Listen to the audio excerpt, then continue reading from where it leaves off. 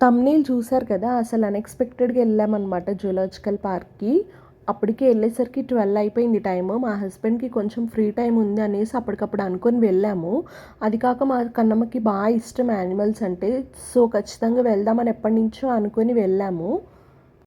ఇలా అన్‌ఎక్స్‌పెక్టెడ్‌గా ఏ ప్లానింగ్స్ లేకుండా ఎళ్తే కొన్ని నెగెటివ్స్ ఉంటాయి. కొన్ని ప్రాబ్లమ్స్ ఫేస్ చేయాల్సొస్తది. అదేంటో వీడియో ఎండింగ్‌లో చెప్తా.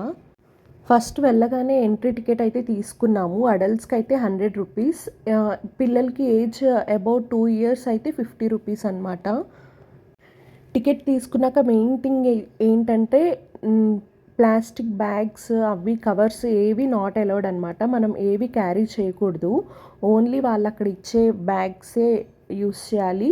అండ్ ఇఫ్ మనం ఏదన్నా క్యారీ బ్యాగ్ లైక్ ఏదన్నా జూట్ బ్యాగ్ అట్లాంటివి అయితే తీసుకెళ్ళొచ్చు హ్యాపీగా.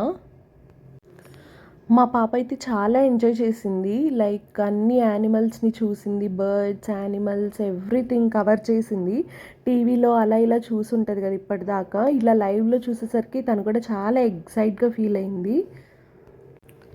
రేర్ అంటే వైట్ పీకాక్స్‌ని, కొంచెం చీతాలాగుంది, కొన్ని క్యాట్స్ అలాంటివి, కొన్ని మంకీస్‌ని అండ్ కొన్ని కొన్ని బర్డ్స్‌ని తప్ప మిగతా వాటన్నిటిని చాలా ఫ్రీగా వదిలేశారు.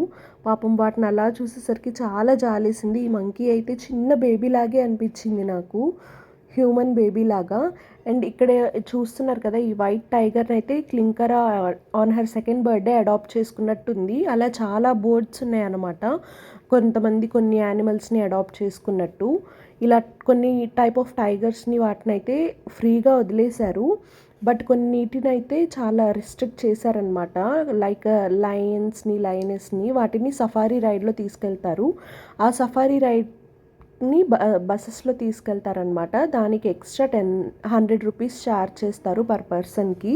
అది తప్పకుండా ఎళ్ళాలి. అస్సలు మిస్ చేయకూడదు. ఎంత బావుందంటే ఆ ఎక్స్‌పీరియన్స్ అంత బావుంది. పక్క నుంచే వెళ్తూ ఉన్నాయి యానిమల్స్ అన్నీ. ఆ లయన్, లయనెస్ ఇంకా చాలా యానిమల్స్ మన పక్క నుంచే వెళ్తున్నాయి. అండ్ ఇక్కడైతే డీర్స్ చాలా ఉన్నాయి. చాలా అంటే చాలా ఉన్నాయి. ఈ అట్మాస్ఫియర్ అంతా చూస్తే ఒక మినీ ఫారెస్ట్ లాగా అనిపించిందనమాట. అవి చాలా ఫ్రీగా తిరుగుతున్నాయి. అవి చాలా ఎంజాయ్ చేస్తున్నట్టు అనిపించింది అసలు ఇక్కడి నుంచి చూస్తుంటే. ఒక చిన్న ఫారెస్ట్ లాగా అనిపించింది. ఇవైతే నాకు బాగా నచ్చింది. ఆస్ట్రిచ్ కూడా చాలా ఉన్నాయి. మన దగ్గరకొచ్చి నిలబడుతున్నాయి. మనం దగ్గర నుంచి చూడొచ్చు వాటిని. మేము వెళ్ళినప్పుడు కొంచెం రెయినీగా ఉంది. సో, చాలా పీకాక్స్ అసలు ఫెదర్స్ ఇట్లా ఇప్పి ఉన్నాయి. అన్‌ఎక్స్‌పెక్టెడ్ ప్లానింగ్స్ వల్ల డ్రాబ్యాక్స్ చెప్తా అన్నా కదా! సో, మొబైల్ ఛార్జ్ చేసుకోవడం మర్చిపోయాను. నేనైతే ఫర్దర్‌గా ఇంకా వీడియోస్ అన్నీ మిస్ అయ్యాననమాట తీయడము. లయన్స్ కానీ అయన్నీ వైల్డ్ యానిమల్స్ కొన్ని చాలా మిస్ చేశాను.